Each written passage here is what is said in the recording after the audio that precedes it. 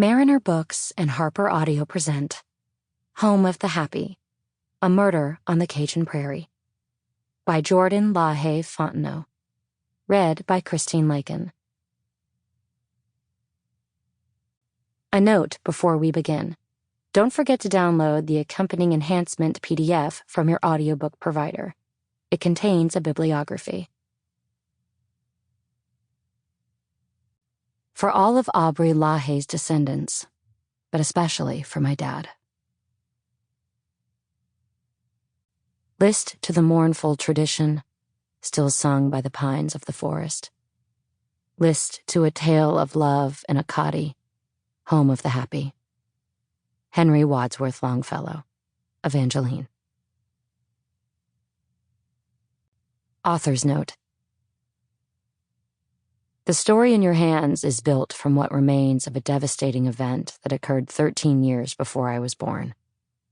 These remnants include old newspaper articles, boxes of documents from the Evangeline Parish District Attorney's Office, redacted fragments of correspondence records from the FBI's investigation, the court transcript of the state of Louisiana versus John Brady Bolfa, 1985, and the memories of law enforcement, the community, and my family almost 40 years later. Though this account is delivered with a deep dedication to accuracy and faithfulness, the book, at its heart, is my interpretation of the information as I uncovered it, and not intended to be a perfect representation of events as they occurred.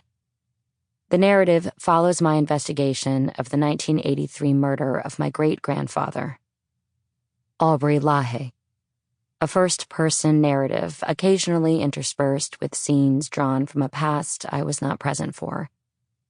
These scenes I assembled meticulously using interviews and records of everything from words said to clothes worn to a particular day's weather.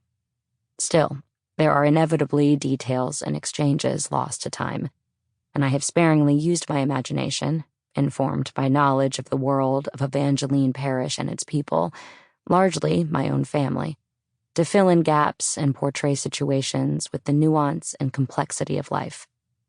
In addition, while all conversations depicted in the book are drawn directly from records or from sources' memories, in some places I edited dialogue for purposes of clarity and pacing.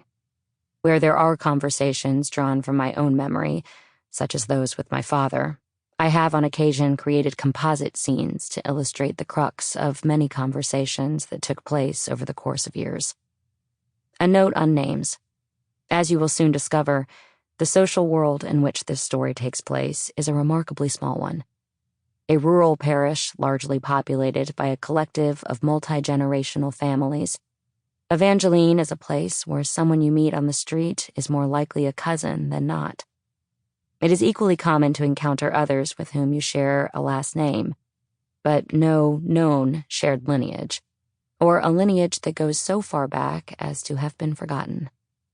No names have been changed in this book, and thus you will notice that many characters share last names, or even full names, and may bear no significant relation. I have provided footnotes to indicate instances where this occurs. In addition, when referring to members of my own family in the text, I do so as I would in life. This means that I grant Great-Uncle Glenn, Great-Aunt Janie, Great-Aunt Tot, and Great-Uncle Sonny the simpler, more familiar honorifics of uncle and aunt.